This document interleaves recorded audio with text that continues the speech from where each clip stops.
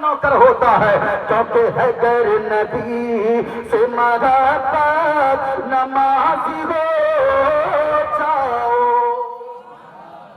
میری آواز ساجد صاحب کی ضرورت نہیں ہے، لیکن حضور کی نعت پڑھنے کے لیے آواز نہیں چاہیے، بلکہ عقیدت مضبوط ہونی چاہیے۔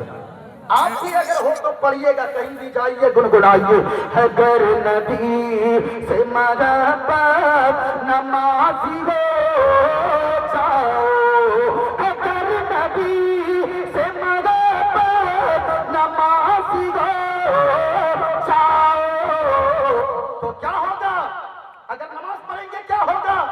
ملے گی قبر میں راحت، ملے گی قبر میں راحت نمازی ہو جاؤ، ملے گی قبر میں راحت نمازی ہو جاؤ۔ نماز پڑھیں گے انشاءاللہ، بولے انشاءاللہ، پورا مجمع ہاتھوں کو اٹھا کر بولے انشاءاللہ۔ ارے بھائی انشاءاللہ بولنے میں کیا جا رہا ہے آپ کا؟ بولے انشاءاللہ۔ انشاءاللہ بولنا، ارادہ کرنا آپ کا کام ہے، ہمارا کام ہے پیشانی میں سجدوں کی طلب پیدا فرمانا، یہ اللہ کا کام ہے۔ ہو سکتا ہے اسی انشاءاللہ کی برکت سے اللہ ہم اور آپ کو 5 وقتہ نمازی بنا دے، نماز کی پابندی کریں گے، بولے انشاءاللہ، اور اونچا بولے انشاءاللہ۔ اچھا ایک شعر اور ہے میرے ذہن میں، پڑھ دوں؟ اجازت ہے؟ اگر اجازت ہے تو ہاتھوں کو اٹھا کر بولے سبحان اللہ۔ سنیے گا، اذان سننے کے جو کام، اذان سننے کے جو کام وہ بند کرتے ہیں۔ اچھا آج کل اذان ہوتی ہے، ہمارے یہاں یہ المیاں گئے، ادھر مسجد کے میناروں سے آذان ہو رہی ہے، مسجد کے مائک سے مؤذن صاحب آذان دے رہے ہیں، اللہ اکبر اللہ اکبر اللہ اکبر اللہ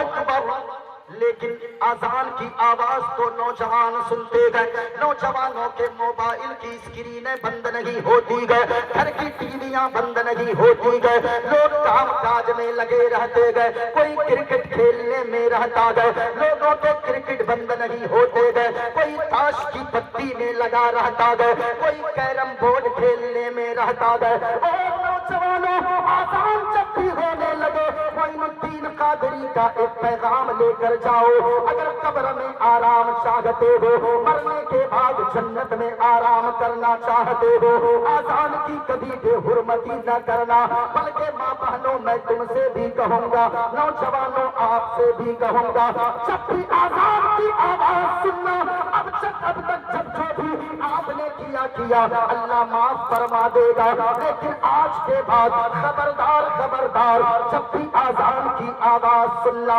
کبھی موبائل کو مت چلانا، جب بھی آذان کی آواز سننا گھروں کی ٹی ویوں کو فوراً بند کر دینا، جب بھی آذان کی آواز سننا اگر کرکٹ کھیل رہے ہو تھوڑی دیر رک جانا، اگر تاش کی پتی ہے ہاتھوں میں فوراً پھینک دینا، اگر کیرم بورڈ کھیل رہے ہو آذان کی آواز سننا کیرم کی گوٹی کو چھوڑ دینا۔ ماں بہنوں میں تم سے بھی کہوں گا، اگر میری باتیں تم سمجھ رہی ہو، اگر گھر میں جھاڑو لگا رہی ہو آذان کی آواز کو سننا تو پھر فوراً جھاڑو لگانا تھوڑی دیر رک جانا بند کر دینا، آذان کی آواز سننا اگر برتن مانج رہی ہو تھوڑی دیر رک جانا، آذان کی آواز سننا اللہ معاف فرمائے۔ آج تو اپنے سماج میں حالات کیسے ہو گئے گئے، ادھر آذان ہو رہی ہے لوگوں کے دروازے پر ڈی جے پہ گانے بج رہے گئے، ادھر آذان ہو رہی ہے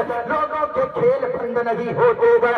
یاد رکھنا لوگوں، جو آذان کا احترام نہیں کرتا گئے، جو آذان کے وقت بات چیت کرتا گئے، گفتگو کرتا گئے، جو آذان کا احترام نہیں کرتا گئے، جو آذان کی بے حرمتی کرتا گئے، مدینے والے مصطفیٰ نے فرمایا گئے ہو سکتا گئے جو آذان کی بے حرمتی کرنے والا گئے وہ مرے گا، مرنے سے پہلے اللہ اس کے ایمان کو چھین لے گا، کہیں وہ بے ایمان ہو کر نہ مرے، یعنی ایمان کے چھن جانے کا خطرہ ہے۔ ایمان ہی تو سب سے بڑی دولت ہے۔ اے مسلمانوں قربان جاؤ، ہمارے پاس آپ کے پاس وہ دولت ہے جو امبانی کے پاس بھی نہیں ہے, جو اڈانی کے پاس بھی نہیں ہے, کیونکہ اڈانی کے پاس تو پیسے ہے, امبانی کے پاس تو پیسوں کا انبار ہے, لیکن ایمان کی دولت ان لوگوں کے پاس نہیں ہے. ہمارے پاس, آپ کے پاس ایمان کی دولت ہے. اس دولت کو سمیٹ کر رکھو.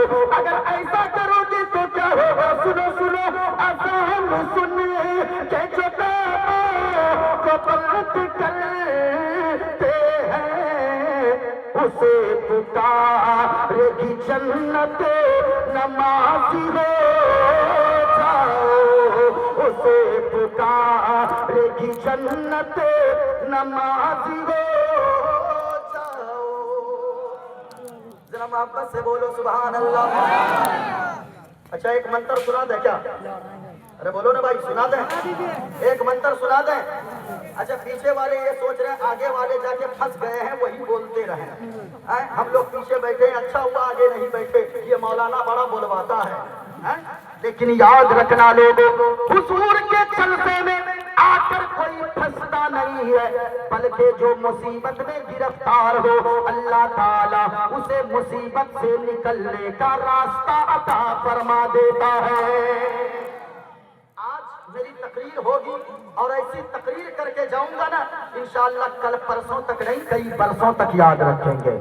ذرا پورا مجمع ایک بار بولو سبحان اللہ, اور پیار سے بولو یا رسول اللہ. ہم کو من نہیں کر رہا منظر ان پر پڑھنے کا. پڑھا جائے سننے والا, سمجھتے بھی ہیں لوگ. ذرا ایک بار اور محبت سے بولو سبحان اللہ, اور پیار سے بولے سبحان اللہ. اگر سننا چاہتے ہیں تو ذرا غور سے سنیے گا, لیکن میں ایسے نہیں سناؤں گا.